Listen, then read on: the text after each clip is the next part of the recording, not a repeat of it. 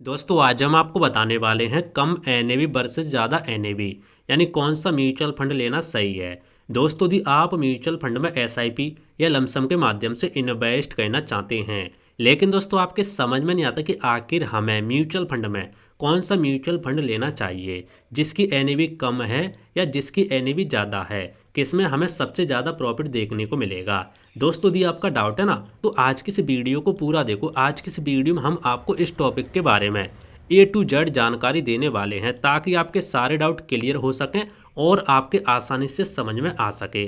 तो आइए दोस्तों शुरू करते हैं आज की वीडियो और स्टेप बाय स्टेप बिल्कुल आसान भाषा हिंदी में समझ लेते हैं। और दोस्तों वीडियो में आगे बढ़ने से पहले मैं आपको एक पीडीएफ के बारे में बताना चाहूँगा, जिसका नाम है म्यूचुअल फंड पूरी जानकारी बिगिनर से एडवांस तक। दोस्तों यदि आप म्यूचुअल फंड में एसआईपी या लमसम के माध्यम से इन्वेस्ट करना चाहते हो, लेकिन दोस्तों आपके समझ में नहीं आता कैसे शुरू करें, तो आपको इस पीडीएफ के अंदर सब कुछ सिंपल भाषा मिल जाएगा। ए टू जेड जानकारी, जैसे 500 रुपये से एसआईपी की शुरुआत कैसे करें, एसआईपी से करोड़पति बनने की रणनीति, रिस्क और मार्केट डर की आसान समझ, रियल लाइफ एग्जाम्पल के साथ कंप्लीट गाइड, इस तरीके से आपको देखने को मिलता है। दोस्तों यदि हम टेबल ऑफ कंटेंट की बात करें, तो आपको इसमें कौन कौन से चैप्टर देखने को मिलते हैं, जैसा कि आप यहाँ पे देख सकते हैं टेबल ऑफ कंटेंट, यानी म्यूचुअल फंड क्या होता है, ठीक है, म्यूचुअल फंड कैसे काम करता है, म्यूचुअल फंड के प्रकार, एसआईपी लमसम क्या होता है, इस तरीके से आपको इसमें 15 चैप्टर देखने को मिलते हैं। जैसा कि आप देख सकते हैं कंपाउंडिंग का जादू, म्यूचुअल फंड कहां से खरीदे, कैसे शुरू करें, सारी चीज़ आपको सिंपल भाषा में आपको देखने को मिलती हैं। यदि हम चैप्टर की बात करें, तो आपको इस तरीके से चैप्टर देखने को मिलता है, बिल्कुल आसान भाषा हिंदी में। आपको यहाँ पे डायग्राम भी दिखेगा इस तरीके से, ताकि आप आसानी से समझ सके, और आपको यहाँ पे एग्जाम्पल के साथ समझाया गया है, ठीक है। तो इस तरीके से टेबल बना करके एग्जाम्पल के साथ सारी चीज़ यहाँ पे समझाई गई हैं।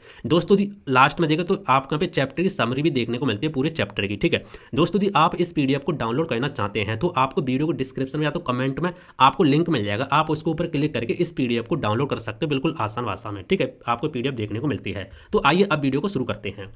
दोस्तों सबसे पहले बात करते हैं एनएवी होती क्या है। दोस्तों म्यूचुअल फंड में एनएवी की फुल फॉर्म होती है net asset value. Mutual fund की एक यूनिट की कीमत, जैसे शेयर की कीमत होती है वैसे ही फंड की कीमत एनएवी कहलाती है। जैसे फॉर एग्जांपल मान लो कोई शेयर है, ठीक है, कोई स्टॉक है, उसकी कीमत मान लो अभी 1,000 रुपये चल रही है। यदि आप उसको खरीदोगे ना, तो मान लो आपने उसमें 1,000 रुपये इन्वेस्ट किए, तो भैया आपको कितने शेयर मिलेंगे, आपको भैया एक शेयर यहाँ पे मिल जाएगा, ठीक है, एक शेयर आपको यहाँ पे मिल जाता है। इसी तरीके से म्यूचुअल फंड की कीमत होती है। मान लो कोई म्यूचुअल फंड है, उसकी कीमत अभी 1,000 रुपये चल रही है, फॉर एग्जांपल कितनी भी हो सकती है, और आपने उसमें 1,000 रुपये इन्वेस्ट किए, तो भैया आपको कितनी यहाँ पे यूनिट मिलेंगे, आपको यहाँ पे एक यूनिट मिल जाएगा। तो जिस तरीके से शेयर की कीमत होती है, उसी तरीके से म्यूचुअल फंड की कीमत होती है एनएवी। तो आपके यहाँ पे समझ में आ गया होगा, ठीक है।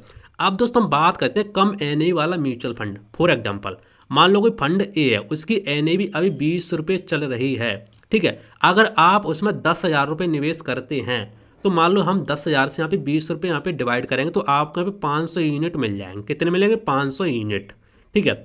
अब लोग क्या सोचते हैं, कम एनएवी है, सस्ता है, ज़्यादा फायदा आपको देखने को मिलेगा, लेकिन ज़्यादा मिलेगा या कम मिलेगा आगे समझेंगे। तो हमने यहाँ पे एक एग्जांपल यहाँ पे देख लिया। अब हम देखते हैं ज़्यादा एनएवी वाला म्यूचुअल फंड का।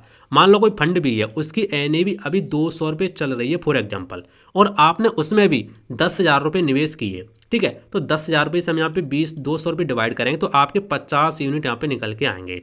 तो भाई जो हमारा फंड ए था, वहाँ पे आपको मिले थे 500 यूनिट। कितने मिले थे, 500 यूनिट, ठीक है। सॉरी यहाँ पे थोड़ा मैंने गलत लिख दिया, आपको वहाँ पे मिले थे 500 यूनिट, तो मैं यहाँ पे सिंपली लिख लेता हूँ 500 यूनिट इस तरीके से, ठीक है। और फंड आपका बीता, वहाँ पे आपको मिले थे 50 यूनिट। तो आपको देखने में लगेगा कि अरे जो 50 यूनिट है वहाँ पे ज़्यादा फायदा देखने को मिलेगा। कोई बोलेगा जो 50 यूनिट मिले वहाँ पे ज़्यादा फायदा देखने को मिलेगा, लेकिन आगे मैं आपको असली जो वजह वो मैं आपको दिखा देता हूँ। फॉर एग्जाम्पल अब समझते हैं, इसकी तुलना करते हैं। देखो मान लो दोनों फंड ने एक साल में 10% का ग्रोथ दिया, तो फंड जो हमारा ए था वो हमारा 20 रुपये था, उसकी एनएवी पहले, ठीक है। यदि 10% यहाँ पे ग्रोथ देगा, तो भैया अब नई जो एनएवी होगी वो यहाँ पे 22 रुपये हो जाएगी। उसके बाद यदि आपने जो 50 सॉरी यहाँ पे फंड ए था उसके 500 यूनिट थे, ठीक है, तो 500 यूनिट डिवाइडेड बाय आप 22 से करोगे ना, क्योंकि अब नई एनएवी इसकी 22 हो चुकी है, तो भैया आपको यहाँ पे 11,000 रुपये का प्रॉफिट देखने को मिलेगा। नहीं, आपने यहाँ पे 10,000 रुपये लगाए थे, आपको यहाँ पे 1,000 रुपये का प्रॉफिट हो जाएगा फंड ए में, ठीक है। अब फंड बी की बात कर लेते हैं। फंड बी की बात करें तो उसकी पहले एनएवी कितनी 200 रुपये थी, लेकिन नया एनएवी यहाँ पे 10% ग्रोथ के साथ यहाँ पे 220 रुपये हो जाएगी।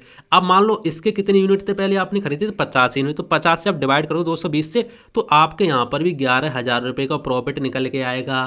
तो भैया आपने यहाँ पे भी 10,000 रुपये लगाए थे, आपको यहाँ पे भी 1,000 रुपये का फायदा हुआ, और आपने यहाँ पे भी 10,000 रुपये लगाए थे, आपको यहाँ पर भी 1,000 रुपये का फायदा हुआ। तो अब आप बोलोगे तो फायदा क्या है एनएवी से? तो दोस्तों एनएवी देख कर म्यूचुअल फंड नहीं लेना चाहिए। एनएवी से कोई फर्क नहीं पड़ता, चाहे एनएवी ज़्यादा हो चाहे एनएवी कम हो। आपने यहाँ पे देख लिया, मैंने सारा कुछ यहाँ पे एग्जाम्पल के माध्यम से आपको समझा दिया, बिल्कुल आसान भाषा में हिंदी में, ठीक है।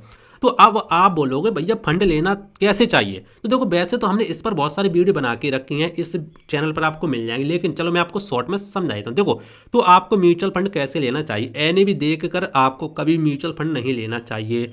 फंड का पास्ट परफॉर्मेंस देखें, फंड का पिछला रिकॉर्ड देखें, 10 साल का रिटर्न देखें कितना रिटर्न दिया है, ठीक है। और आपको यहाँ पे रैंकिंग देखनी चाहिए कैटेगरी में, अल्फा देखना चाहिए, बीटा देखना चाहिए, बहुत सारी चीज़ें आपको देखनी चाहिए, तब आपको फंड लेना चाहिए।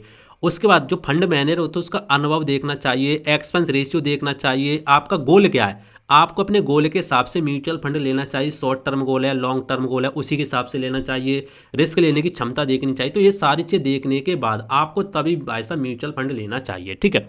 तो दोस्तों इस तरीके से आप यहाँ पे सारी चीज़ें देख सकते हैं। तो दोस्तों उम्मीद करता हूँ आज के वीडियो आपको पसंद आया होगा। फिर भी दोस्तों यदि आपका कोई डाउट है इसको लेकर के, तो आप नीचे कमेंट कर देना, मैं आपको रिप्लाई देने का जरूर कोशिश करूंगा। बाकी दोस्तों मिलते हैं इंटरेस्टिंग नई वीडियो में, तब तक के लिए जय हिंद, वंदे मातरम, बाय बाय।